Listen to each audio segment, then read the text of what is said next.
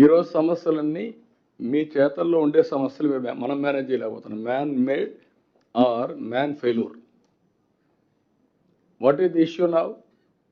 Issue is urea.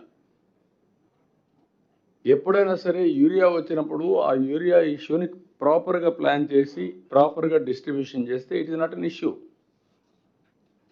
ఎప్పుడైతే మనం fail అయ్యామో అది చేసినప్పుడు కరెక్ట్గా ఏ రైతుకి ఎంత ఇవ్వాలో అంత ఇవ్వాలి.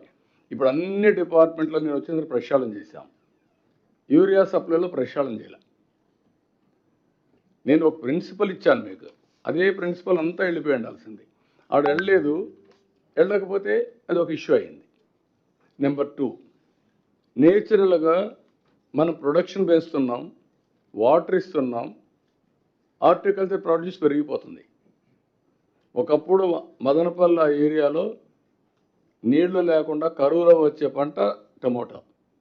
జనవరిలో వేసేవాళ్ళు, ఆ మంచుకు వచ్చేది. ఇప్పుడు నీళ్లు ఇస్తున్నాం, నీళ్ళు ఇచ్చినప్పుడు ఏమవుతుంది? ఈల్డ్ ఎక్కువ అవుతుంది. ఈల్డ్ ఎక్కువ అయినప్పుడు మార్కెట్ సర్చ్ చేయాలి మీరు. That is your responsibility. Variety మార్చాలా, అక్కడ ఫెయిల్ అవుతున్నాం.